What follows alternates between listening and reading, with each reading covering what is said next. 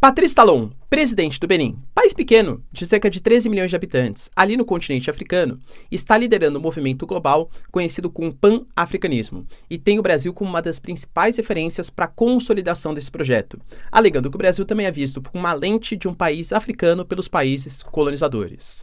Promete conceder cidadania de Benin a todos os afrodescendentes do mundo.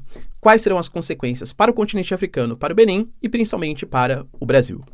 Brasil que inclusive está recebendo o chamado Russian Seasons 2024, que é a divulgação da Rússia, feita no passado ali na Ásia Central, tá? Esse ano o Brasil escolhido como sede para divulgar a cultura russa pelo mundo. Será que isso significa uma aproximação ainda maior do Brasil com os russos? E quais são as consequências? Lembrando que a Rússia está numa guerra contra a Ucrânia. E para finalizar, falar um pouquinho também sobre a França, que faz mais promessas para os ucranianos, garantindo que os mísseis Scalp, similares ao Storm Shadow, vão poder ser usados contra bases aéreas russas na Rússia. Haverá uma contraofensiva então em Kharkiv. E para finalizar, discutir a cúpula de segurança definida ali em Singapura, que reuniu países super importantes como Japão, Coreia, Filipinas, China e Estados Unidos, em reuniões de alta cúpula entre Estados Unidos e China, coisa que não acontecia há cerca de 18 meses, com ameaças dos dois lados. A China fala que os Estados Unidos é o principal fator de desestabilização militar global. Se vocês querem entender um pouco mais sobre esses assuntos, e muito mais também sobre geografia, geopolítica, atualidades, política, polêmicas, enfim, tudo para você se manter sempre bem atualizado, já se inscreve no canal, deixa seu like, compartilha esse vídeo, que eu, professor Ricardo, conto muito com a sua ajuda. Belezinha? Para quem não me segue no Instagram, @prof_Ricardo Marcílio, e caso você queira ter acesso à maior e mais completa plataforma de geografia, geopolítica, atualidades, história, sociologia, filosofia, que era todas as ciências humanas, com aulas muito didáticas, muito completinhas, lista de exercícios, você tem ali também um material para você acompanhar, galera, é sensacional, tá? Muito barato, muito competitivo e de ótima qualidade. Link na descrição, cupom ESFERA10, 10% de desconto, vocês não vão se arrepender. Tamo junto? Então, bora lá pro vídeo, pessoal. Seguinte, como eu falei para vocês, então, na nossa introdução, o presidente do Benin, chamado de Patrice Talon, está liderando um movimento global conhecido como pan-africanismo. A ideia é de uma união do continente africano, não exatamente união política, né, acabar com as fronteiras entre os países, mas uma união geopolítica, para resistir principalmente ao imperialismo, à exploração. Porque, de fato, o imperialismo, do ponto de vista político, cara, não existe mais, né? Claro que isso ainda tem a moeda francesa, colocada em alguns países, enfim. Mas o imperialismo hoje, ele é muito mais um imperialismo cultural, econômico, político, do que exatamente uma dominação, como foi no período do neocolonialismo, tá? E aí ele fala, né, que o continente africano se unir para superar esse passado colonial, esse passado de exploração, é super importante. E nisso, o continente americano, tendo o Brasil como uma das principais referências, porque continente americano, claro, né, ele fala da América Latina, não dos Estados Unidos e Canadá. Então coloca ali México para baixo, também é visto com uma lente africana pelos colonizadores. Falou isso, inclusive, em reunião recente com o Lula, né? O Patrice Talon, falando que o Brasil também é visto como um país colonizado, feito frente aos grandes países do mundo. Então a ideia é uma ideia de união desses países mais fracos geopoliticamente, para que tenha uma voz importante no mundo. E, cara, querendo ou não, o Brasil ele lidera também, nesse momento, parte dessa retórica, tendo, por exemplo, os BRICS, como a liderança dos países emergentes. É claro que Rússia e China querem angariar para eles serem o porta-voz dos países emergentes. Não existe bonzinho na geopolítica internacional. Quando hoje o continente africano faz uma série de golpes, revoluções, para tirar esses governos mais pró-ocidente, principalmente com ligações com os Estados Unidos, ligações com os franceses, para colocar uma ligação mais forte com a Rússia e com a China, é óbvio que Rússia e China não estão pensando só, nossa, vou ajudar a independência dos países. Querem eles ser os novos imperialistas. A questão da nova rota da seda, por exemplo, dos chineses, da construção de ferrovias, rodovias e tal, é uma ideia também de aumentar a influência geopolítica e criar uma situação de armadilha da dívida, galera. Convenhamos, né? Ninguém é inocente para pensar que os chineses só querem ajudar o mundo, né? Mas, por exemplo, a gente tem, pelo menos até o momento, foi a fala de algum presidente africano, tá? Não lembro exatamente qual, e falou assim, olha, a gente até entende que a China não seja a benfeitora da história, mas quando os europeus chegavam aqui e tentavam impor um contrato pra gente, a gente não tinha o direito de negar. Hoje, quando os chineses querem fazer uma rodovia, uma ferrovia, um empréstimo, tudo tal, eles oferecem um contrato. A gente rejeita, eles fazem uma nova proposta. Então, trata a gente um pouco mais em pé de igualdade. Pelo menos no momento, né? No futuro a gente sabe de novo, nenhum país é o bonzinho da história. E dentro dessa história de pan-africanismo, a ideia é trazer uma união, um fortalecimento e superação de algumas rusgas. Vamos colocar rusgas porque é coisa bem pior, né? Mas de algumas manchas que tiveram na história do continente africano que querem ser superadas. Então a ideia, por exemplo, do presidente de Benin é fazer com que todos os afrodescendentes, principalmente ali da África subsaariana, que sofreram no período da escravidão com o tráfico negreiro, que tenha a concessão de uma cidadania, para que esse cara possa ser um cidadão de Benin. Claro que não é tão simples assim, né? Você vai ter que comprovar a sua afrodescendência a partir de um estudo genético. Isso vai ter que ser apresentado no documento oficial. Para você ser um cidadão de Benin, não basta você fazer o pedido, tem que fazer o pedido, a comprovação, e tem que morar pelo menos há 5 anos no país, e você vai ser um cidadão limitado, vamos colocar assim, porque alguns benefícios, como o benefício de se candidatar, o benefício de ter direito a voto, isso não vai ser concedido. Mas por que o presidente de Benin está colocando isso, né? Porque Benin, além de ter uma comunidade brasileira até que relevante, está à frente aos outros países africanos, mas tem ali a ideia de ser uma liderança desse pan-africanismo, então é muito mais simbólico, muito mais cultural. E claro, né, pessoal, a ideia é trazer mais turistas, fazer um intercâmbio maior, uma parceria mais significativa entre África e Brasil.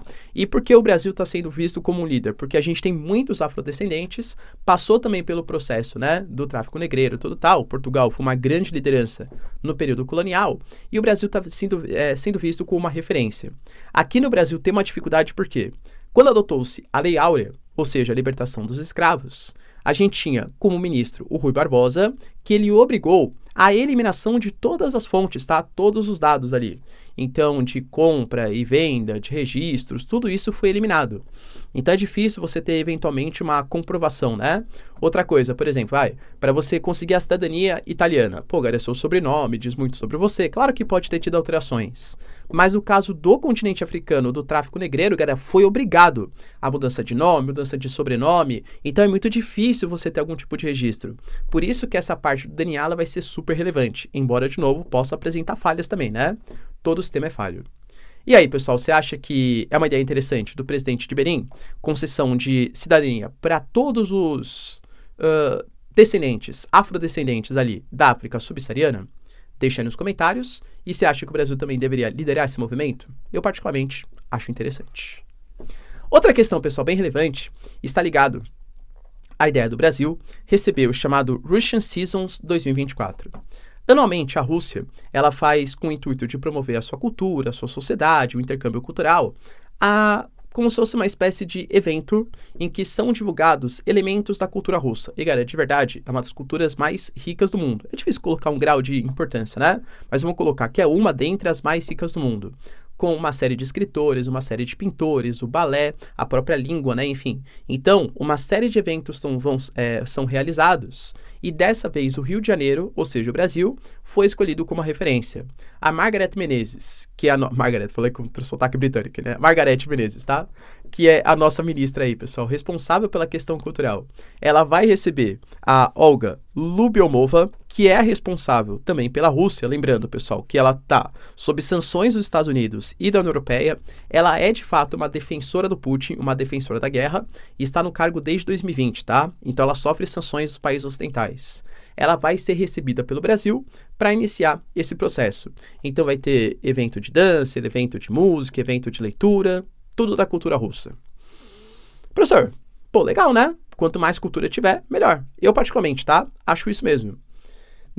A questão é que quando você fala de uma guerra que está acontecendo no mundo hoje entre Rússia e Ucrânia, é óbvio, pessoal, que nada pode ser visto como um simples evento cultural. É uma forma da Rússia espalhar também a sua cultura, a sua influência, a sua política, mostrando que o Brasil, que é uma liderança da América Latina, que é uma liderança dos BRICS, que é um país que negocia com os dois lados. Eu sempre coloco, né, que Turquia, Índia e Brasil têm essa condição de conseguir negociar com os dois lados livremente, com o G7, com os BRICS, com a União Europeia, com a Rússia, com a China e tal.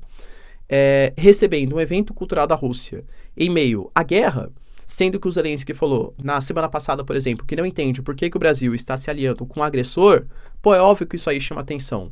Mas, ao mesmo tempo, se a Rússia pedisse pra gente e a gente não aceitasse, Poxa, mas por que não vai aceitar? Não é nenhum tipo de parceria política. O Brasil não está cedendo armas para os russos. O Brasil não está participando da guerra do lado da Rússia, por exemplo. Entende? E aí, qual a posição brasileira? Eu acho, tá, pessoal, que qualquer tipo de evento que seja recebido, cara, que venha. Isso não quer dizer que tem que ter, né, algum tipo de parceria de guerra, e nem que isso signifique no momento. Você acha que o Brasil deveria ter recebido aceitado receber, porque ainda não foi, né? Aceitado receber esse Russian Seasons 2024? Se não, por quê? Por pressão dos Estados Unidos? Por pressão da União Europeia? Por pressão de quem? Por que a gente não pode receber?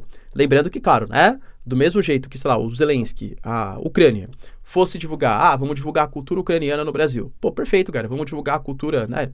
Não acho que tem algum tipo de relação mais específica. O que você pensa sobre o assunto? Deixa aí nos comentários. A gente teve também, pessoal, a promessa dos franceses do fornecimento dos mísseis Scalp. Para quem não sabe, são mísseis que eles são subsônicos, eles não são hipersônicos, né? Eles viajam ali mais ou menos a 1.000 km por hora e eles têm um alcance que pode chegar a 550 km de distância, ou seja, mísseis de longo alcance. Ele é o equivalente num projeto que foi franco-britânico, ou seja, entre franceses e britânicos, ao Storm Shadow, que já está sendo utilizado pelos ucranianos contra o solo russo. Esses mísseis, eles vão poder ser utilizados, segundo a França, até mesmo contra bases aéreas da Rússia no território da Rússia e aumenta, claro, a efetividade dos ataques. Algumas mídias, alguns canais de Telegram estão colocando que a contraofensiva ucraniana em Kharkiv até já começou com os armamentos ocidentais. Os caças F-16 começaram a chegar também. Então, será que isso significa agora uma contraofensiva ucraniana em Kharkiv, que pode se estender para Donetsk e Lugansk, e todos os territórios que foram conquistados? Deixa aí nos comentários.